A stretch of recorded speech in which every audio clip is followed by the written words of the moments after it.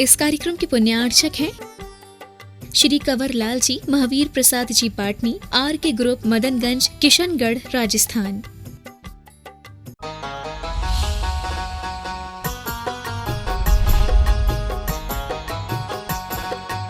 को शुभ बनाने का और भगवान की भक्ति करते हुए कैसे भाव करना चाहिए, इस बात का ये ज्ञान हमें इस शांतिष्टक स्तोत्र के माध्यम से मिल रहा है।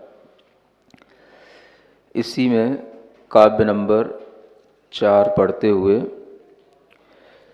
त्रैलोक्येश्वर भंगलब्ध विजया दत्यन्तरौद्रात्मकान् नानाजन्मशतान्तरेषु पुरतो जीवस्य संसारिणः को वा प्रस्खलतीह केन विधिना कालोग्रदावानलान् न स्याच्चेत्तव पादपद्मयुगल स्तुत्यापगावारणम्।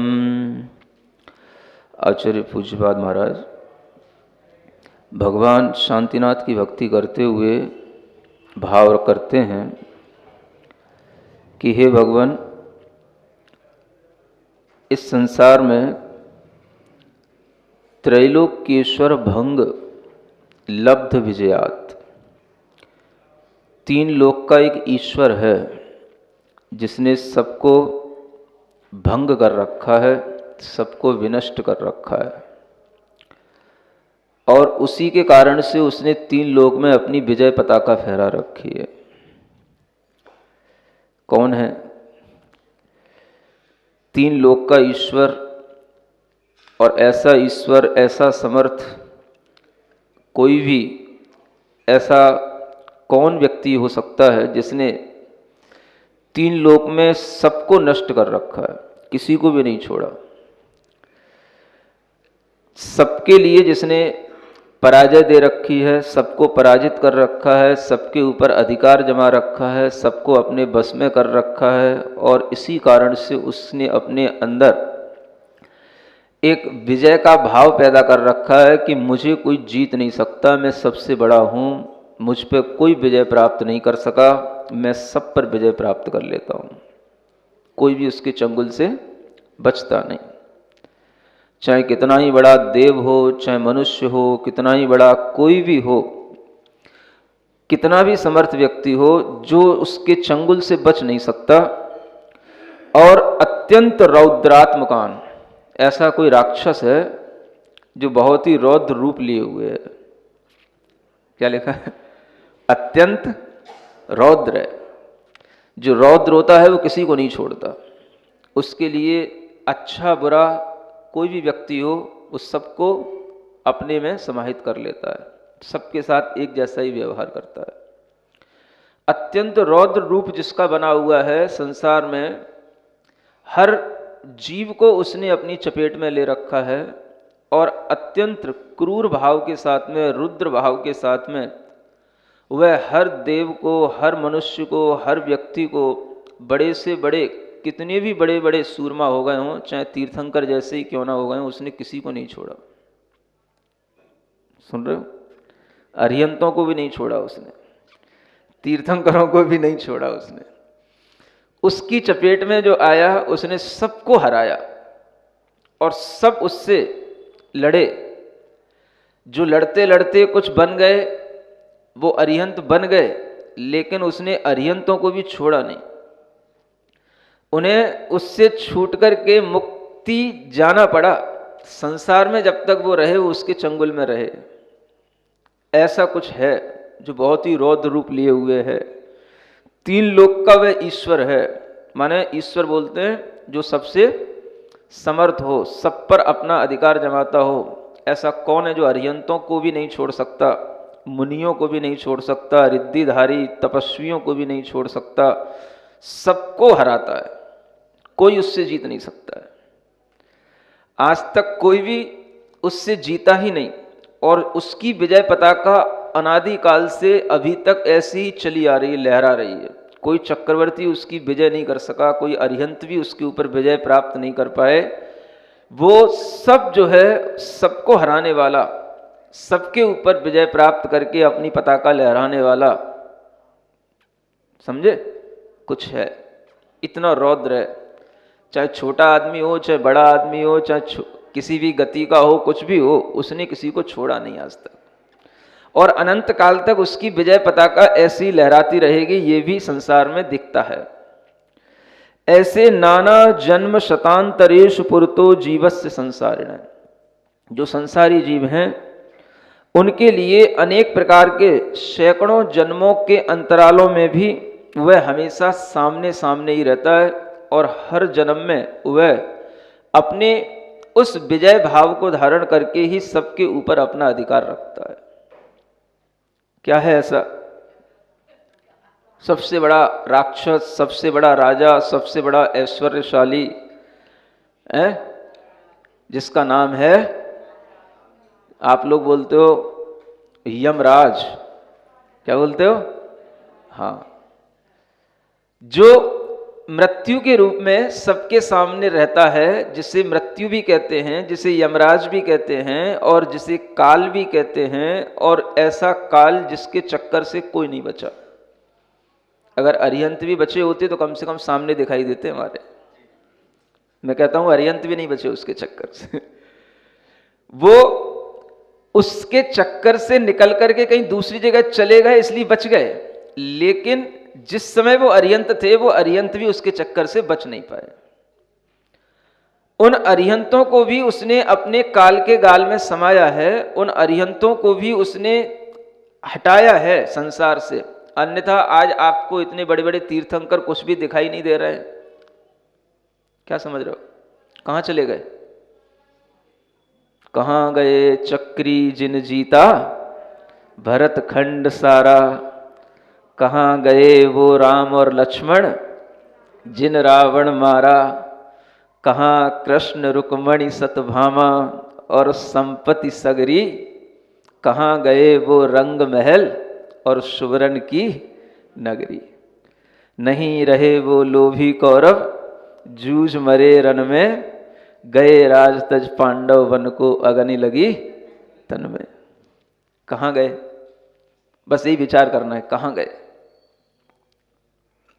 जो इतने समर्थ व्यक्ति थे वो कहां गए?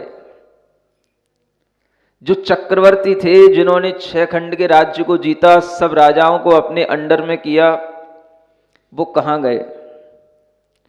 श्री कृष्ण इतने बड़े सम्राट होकर के, इतने बड़े आधिपत्य को दिखा करके, इतना बड़ा महाभारत का नायक बनकर के कहां गए?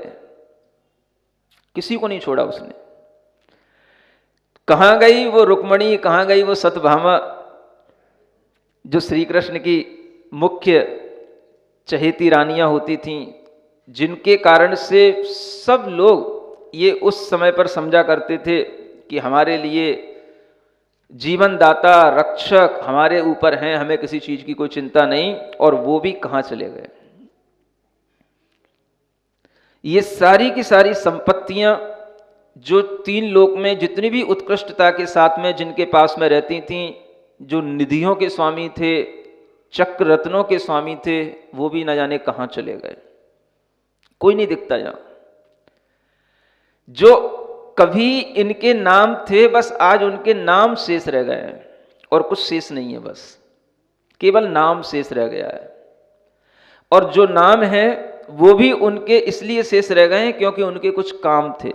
जिनके कुछ काम नहीं थे उनके तो नाम भी शेष नहीं रहे। क्या समझ आ रहा है? दुनिया में केवल वही व्यक्ति के लिए नाम शेष रहता है जिसके द्वारा कुछ काम किया जाता है।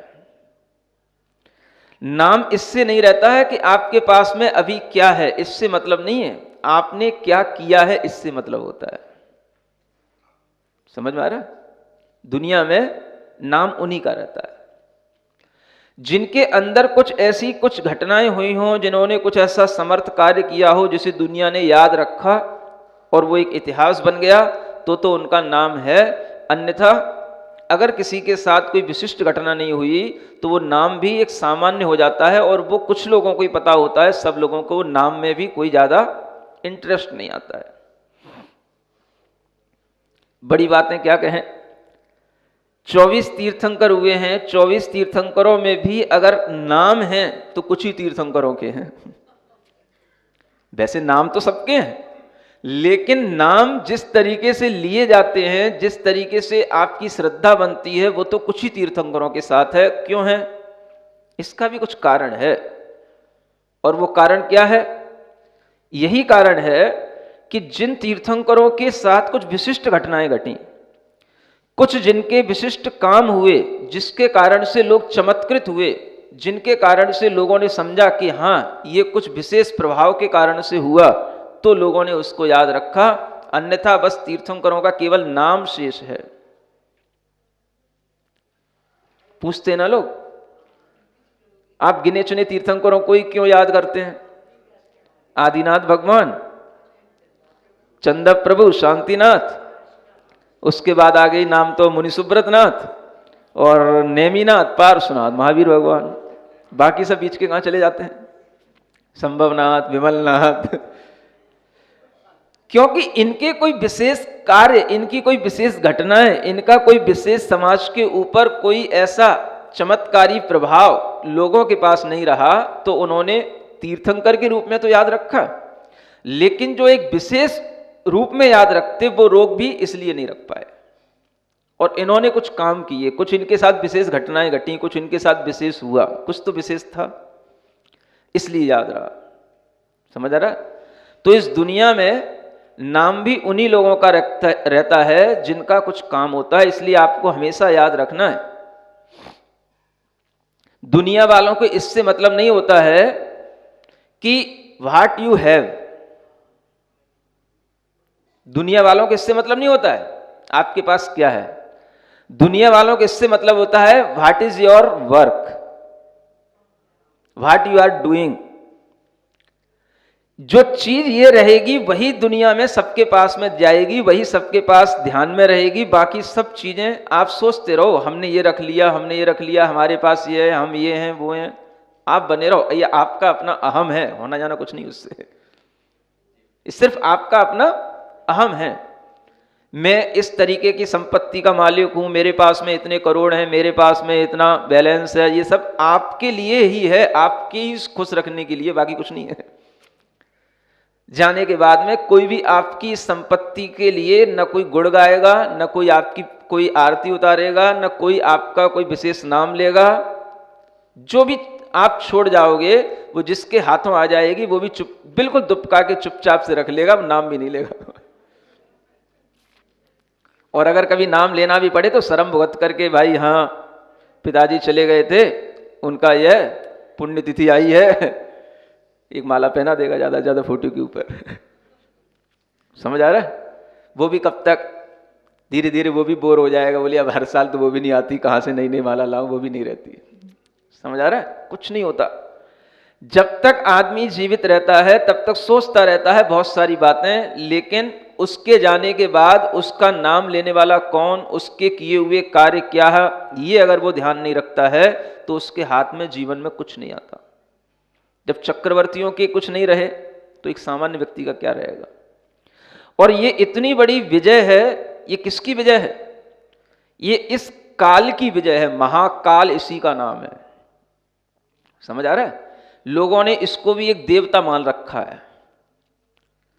चूंकि ये काल है, रुद्र है, तो रुद्र देवता कहा जाता है। महाकाल, रुद्र, कभी उज्जैन में जाके देखना, मंदिर बना हुआ बहुत बड़ा। समझ आ रहा है? इन्हीं नामों से। तो ये एक रूप था कि दुनिया के अंदर ये महाकाल फैला हुआ है। काल माने ऐसा आयु कर्म हर व्यक्ति के अंदर बैठा हुआ है, वो काल के रूप में है, जिसके कारण से दुनिया का हर आदमी उसकी चपेट में आ रहा है। काल के गाल से कोई बचा नहीं, सब उस गाल में समाये हुए। काल एक महाराक्षस की तरह अगर देखें तो उसने अपने गाल में सबको घेर रखा है, पकड़ रखा है, और सबको वो निगलता चला जा रहा है, लीलता चला जा रहा है। मतलब काल में सब समाते चले जा रहे हैं। अरिहंत भी नहीं बचे, क्योंकि वो भी आयु कर्म के साथ थे, उनकी भी आयु पूरी हो गई, इसलिए उन्हें जाना पड़ा, अन्यथा वो हमें दिखाई दे रहे होते आज। न तीर्थंकर आदिनाथ सामने हैं, न भगवान महावीर सामने हैं। क्यों नहीं है? इसी काल ने उनको भी निगल लिया। ये बात अलग है कि वो उसका पेट फाड़ के निकल गए वो उसको चीर के निकल गए, ये बात अलग है। लेकिन अब उस काल की चपेट में नहीं है, लेकिन उस काल ने, जब ये अरिहंत थे तब भी उस काल ने इन अरिहंतों को भी नहीं छोड़ा। मैं तो यही कहूंगा, अरिहंत उस काल की बार बार आने वाली चपेट से तो निकल गए, लेकिन एक बार तो उसने अरिहंतों को भी अपनी चपेट में ले रखा। अरिहंत भी अगर उसकी चपेट में नहीं होते तो अरिहंत आज ज्यों के त्यों हमें दिखाई देते, लेकिन अरिहंत कभी अरिहंत जैसे रहते नहीं है। उन्हें सिद्ध बनकर के तो रहना हो सकता है अनंत काल के लिए, लेकिन अरिहंत अनंत काल तक नहीं रह सकते। क्यों? क्योंकि ये महाकाल सामने है। ये कहता है कि जिस किसी का भी प्राणी के अंदर, जिस किसी के भी प्राण चल रहे हैं, वो प्राण मैं ही लूंगा।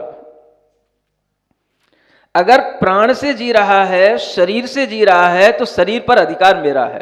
केवल आत्मा से जिएगा तो तू जी ले कहीं भी जाके, लेकिन अगर शरीर के साथ जिएगा, प्राणों के साथ जिएगा, तो मैं तुझे छोड़ूंगा नहीं, चाहे वो अरिहंत ही क्यों ना हो। उसने अरिहंत को क्यों नहीं छोड़ा? क्योंकि अरिहंत का भी अपना शरीर था, उनके पास भी कुछ प्राण बचे थे, उसने वो प्राण भी ले लिए। जब वो सिद्ध बन गए, आप वहां रहो आराम से, आत्मा बन करके रहोगे तो कुछ नहीं करूंगा, लेकिन शरीर धारण करोगे तो छोड़ूंगा नहीं, चाहे श्री कृष्ण हो, चाहे ब्रह्मा जी हो, कोई भी हो, कोई नहीं बचने वाला। हर व्यक्ति को उसने अपनी चपेट में लिया, और ऐसा यह तीन लोक का ईश्वर बना हुआ, ये महाकाल कहलाता है। इसको लोगों ने एक देवता का रूप समझ लिया, इसकी पूजा करने लग गए। काल की कभी पूजा नहीं की जाती। जो हमें अपनी चपेट में ले रहा है, जिसको हम अपने वश में नहीं कर सकते हैं, उसको जीता जाता है, और जिसको जीता जाता है उसके लिए हम प्रयास उस तरीके से करते हैं कि वो हमारे ऊपर जो अपना अधिकार जमाए हुए है, उस अधिकार से हम निकल पाएं। उन कारणों को देखना पड़ता है, जिन कारणों से वह काल हमें बार बार अपना ग्रास बनाता रहता है। वो कारण क्या है? और ये कारण कोई आज का नहीं है, ये महाकाल अनादिकाल से चला आ रहा है, और अनंत काल तक यूं ही चलेगा।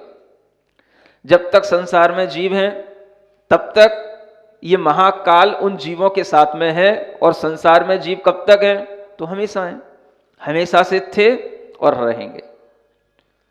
हम भी इस जन्म में केवल आकर के इस काल को समझ पा रहे हैं, देख पा रहे हैं, लेकिन इस काल से ही अनंत काल तक इसी के मुंह में जाकर के मरते रहे हैं और अपने शरीर को छोड़ते रहे हैं। हमने अनंत जन्म इसी काल के ऊपर इसी के माध्यम से व्यतीत किए हैं, इसी के द्वारा परास्त होकर के।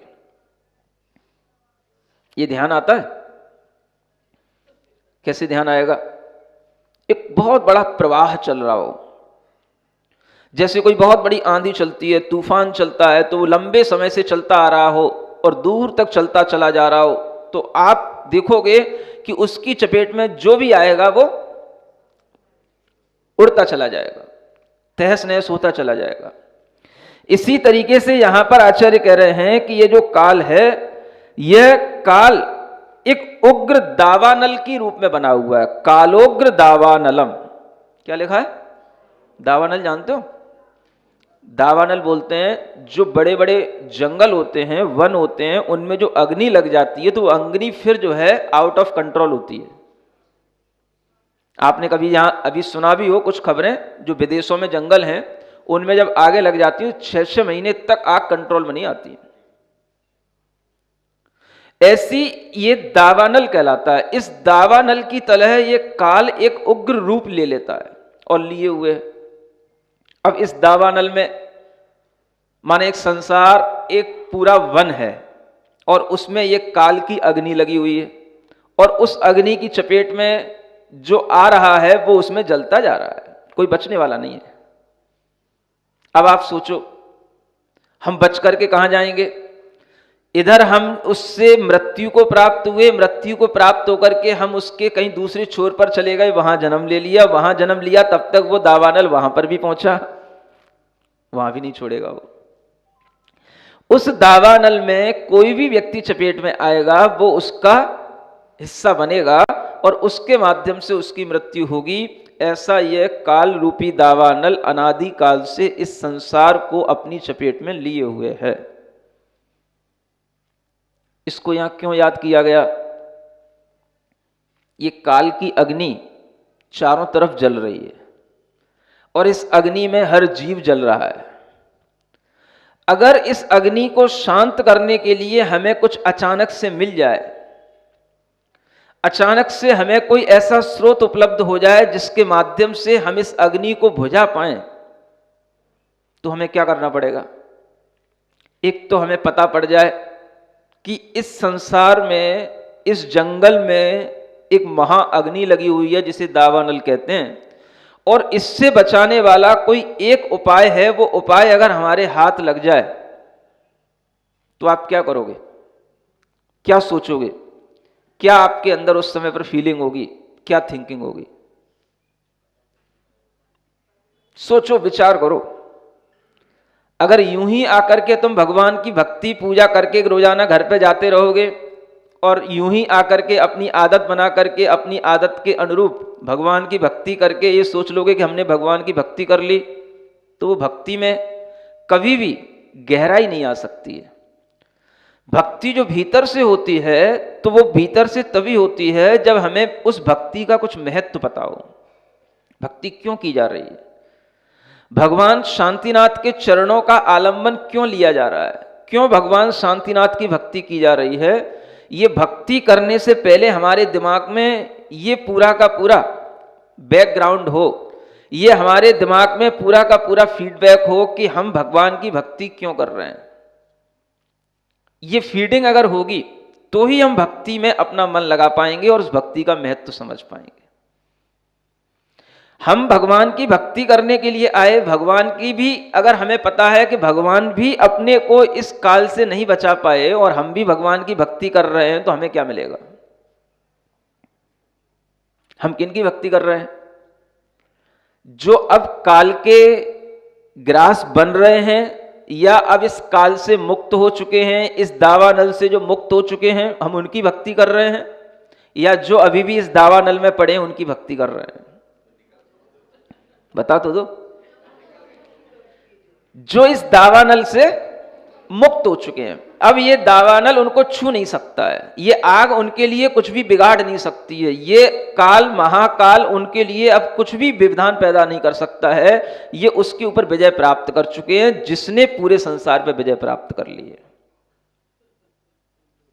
इसलिए अगर हमारे लिए ये महत्व समझ में आएगा कि हम उनकी भक्ति कर रहे हैं जिन्होंने इस महाकाल पर विजय प्राप्त की है, तो हमारे मन में उनके प्रति भक्ति करने का भाव इसलिए आएगा कि अब हमें इस संसार से कोई बचाने वाला है, इस अग्नि से कोई बचाने वाला है, तो वही है जो इससे बच करके निकल गया है।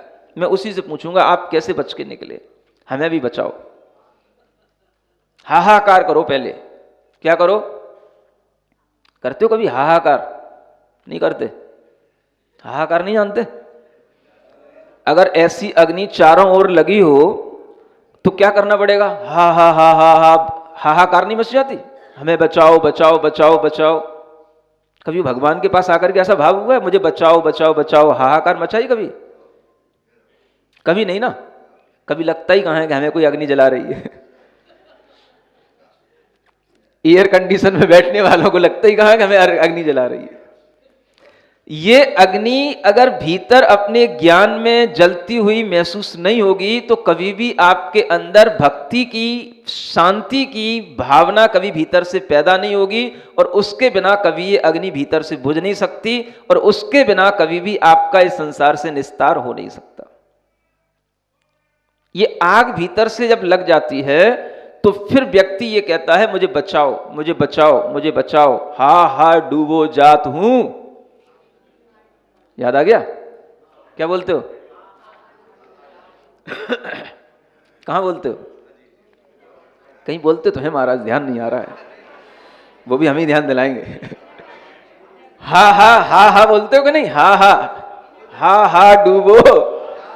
जब कोई या तो जल रहा हो तब हाहाकार करेगा, या कहीं डूब रहा हो तब हाहाकार करेगा, मुझे बचाओ बचाओ, बस मैं डूबने ही वाला हूं। जब उसको लग रहा हो मैं जलने ही वाला हूं, कोई अजगर ने उसको निगल लिया हो, लग रहा हो कि बस मैं अब उसके पेट में जाने ही वाला हूं, मुझे बचाओ बचाओ बचाओ बचाओ। हाहाकार वो करता है जिसे पता पड़ जाए कि मैं आधा तो जल चुका हूं और आधा अभी बच रहा हूं, बस बचा लो तो मैं बच सकता हूं। तब हाहाकार होती है। कुछ होती भीतर से हाहाकार? कुछ नहीं होती। स्वाहा स्वाहा करते हो, हाहाकार तो होती नहीं। जिनके अंदर हाहाकार नहीं होती उन्हें उस स्वाहा से भी कुछ मिलने वाला नहीं होता। स्वाहा स्वाहा से क्या मिलेगा? जब तक आपको भीतर से ये भाव नहीं आए कि ये हाहाकार क्यों हो रही है, चारों ओर दावानल लगा हुआ है, अग्नि के गाल में मैं समाता चला जा रहा हूं, मेरी उम्र में अभी कुछ भी ऐसा नहीं हो पाया जिसके कारण से मैं इस अग्नि से बच पाता, लेकिन मुझे ऐसा कुछ अब मिल गया है जो अगर मैं पकड़े रखूंगा तो मैं इस अग्नि को भी जीत जाऊंगा। क्या मिल गया है? ऐसा कुछ मिल जाए, ऐसा कुछ विश्वास में आ जाए जो इस दावानल से मुझे बचा लेगा, तो आप उसको पकड़ लोगे।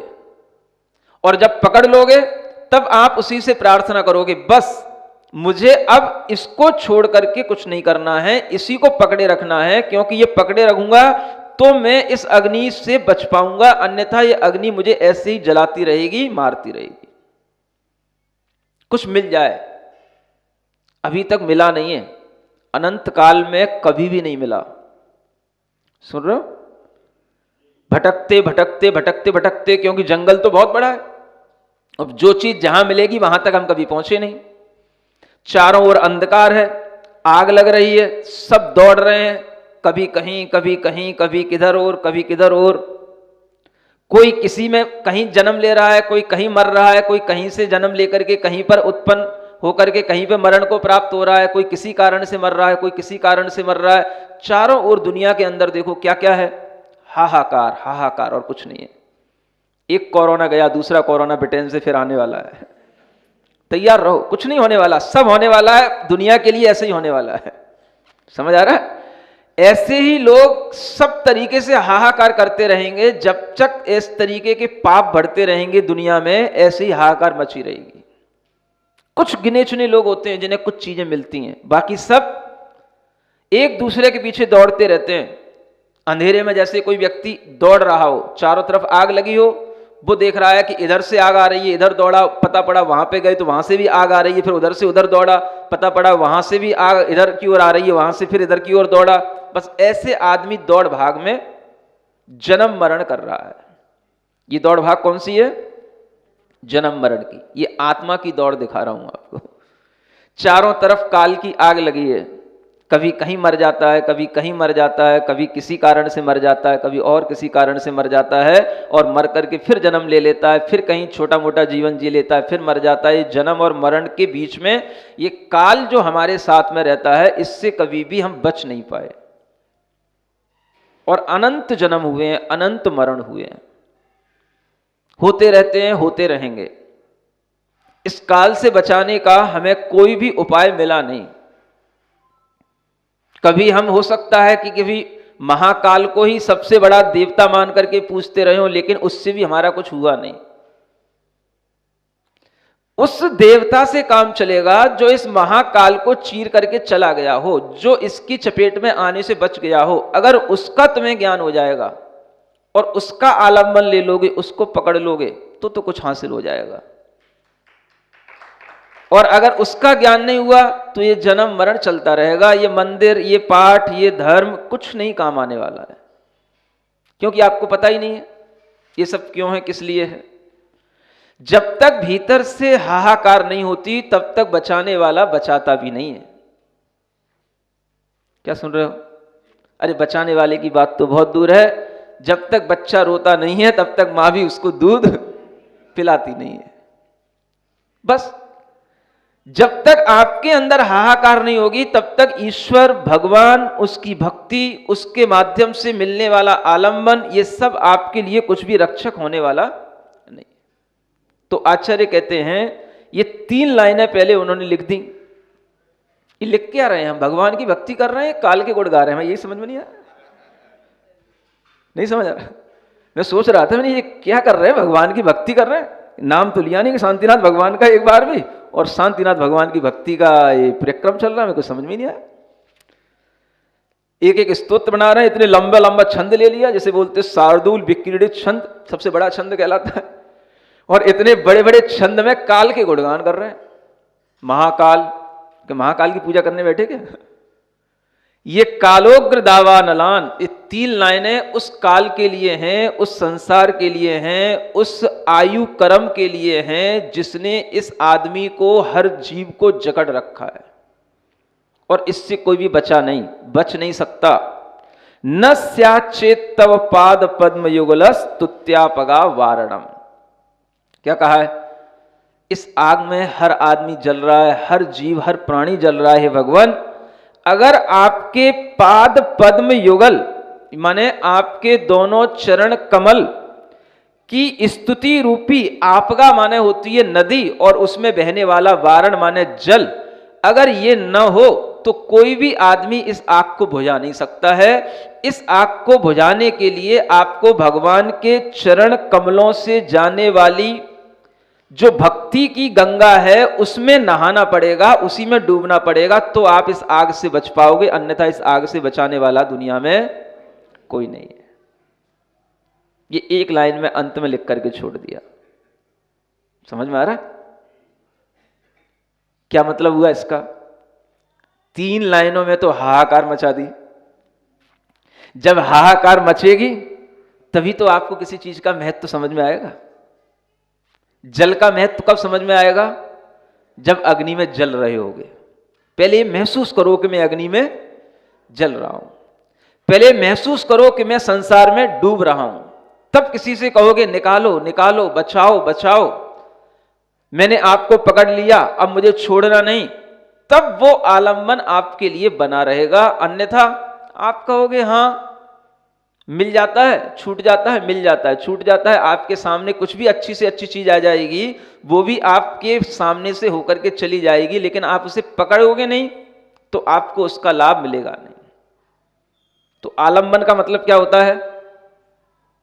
जैसे कोई डूबने वाला हो, नदी में डूबने वाला हो, डूबता ही जा रहा हो, और उसे अचानक से कुछ ऐसा मिल जाए, कोई लकड़ी मिल जाए, कोई हाथ पकड़ने वाला मिल जाए, जो उसको लगे कि मैं डूब रहा था इसलिए इसने मुझे बचा लिया, तो क्या करेगा?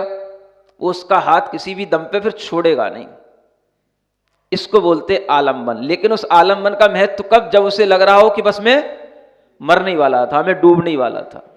तो जब तक किसी भी जीव को ऐसा नहीं लगेगा कि इस संसार में मैं अनंत जन्म मरण कर चुका हूं, मैं फिर मरण के ही ओर हूं, मेरा फिर मरण होने वाला है, मेरी आयु बहुत कम बची है, किसी भी समय मेरा मरण हो सकता है, एक कोरोना जा चुका है, दूसरा फिर आ रहा है, तीसरा फिर आएगा, किसी के भी चक्कर में पड़ सकता हूं, जल्दी से मुझे कुछ कर लेना है, कुछ मिल जाए जो इस मरण से मुझे बचा ले, ऐसी जब तक भीतर से हाहाकार नहीं आएगी तब तक आपको भक्ति का आनंद आएगा नहीं और भक्ति का लाभ मिलेगा नहीं।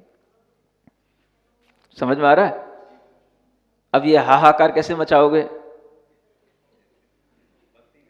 है ज्ञान से, भीतर से लगे कि हां ये सब कुछ हो रहा है। हर दुनिया में जीव को देख करके आपके अंदर यही भाव आए कि हर दुनिया का जीव यही कर रहा है और कुछ नहीं कर रहा है, बाकी सब कुछ पे तुम्हारा ध्यान है, लेकिन जो वास्तव में कर रहा है उस पे ध्यान नहीं है। जीवन का एक छोर जन्म है, दूसरा छोर मृत्यु है, और इन दोनों छोरों के बीच में वो छोर कब कम हो जाए, कब वह छोर समाप्त हो जाए, कब वो जन्म और मृत्यु के बीच का वो डिफरेंस बिल्कुल पूरा हो जाए, ये किसी को भी पता नहीं है। लेकिन फिर भी आदमी उसके बीच की स्थिति को देख रहा है, जो बिल्कुल सर्टेनली होने वाली इवेंट है उसको नहीं देख रहा है, जो शुरू में हुआ और जिससे लास्ट होना है।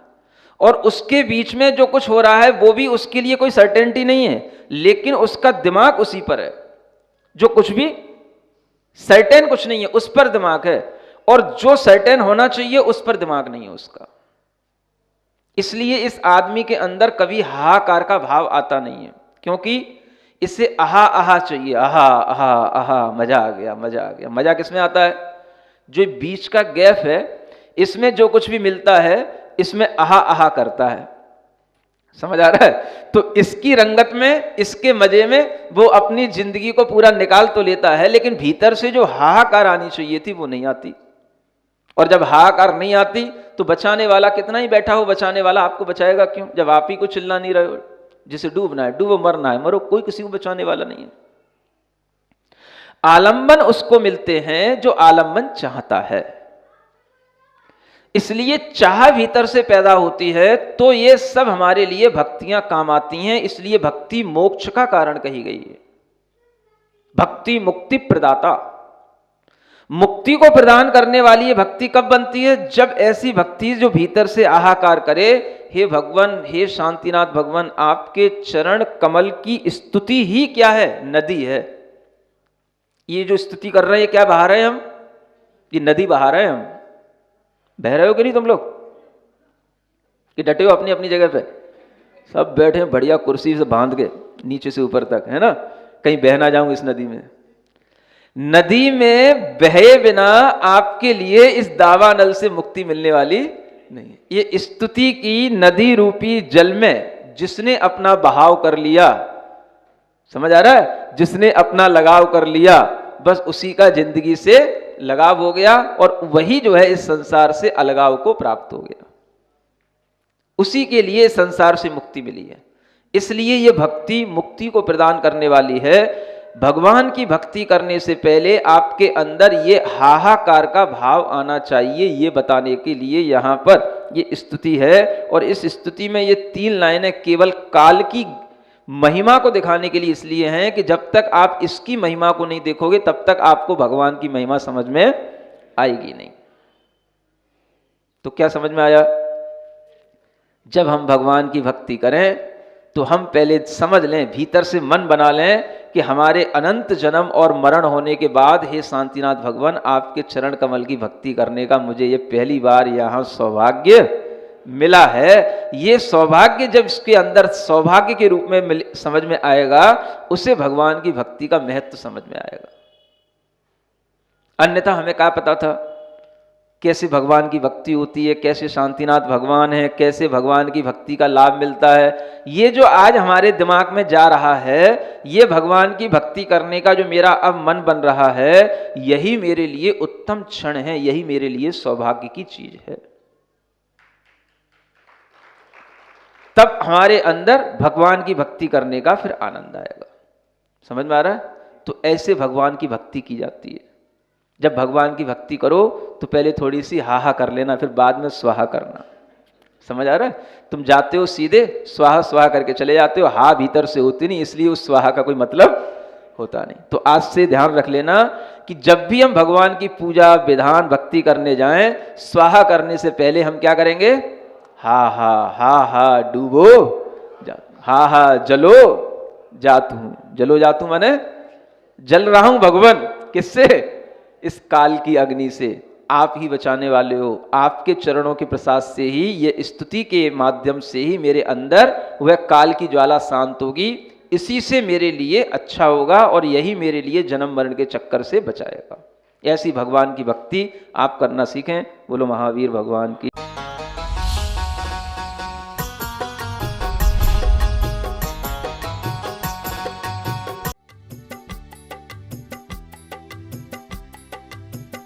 इस कार्यक्रम के पुण्यार्चक थे श्री कंवर लाल जी, महावीर प्रसाद जी पाटनी, आर के ग्रुप, मदनगंज, किशनगढ़, राजस्थान।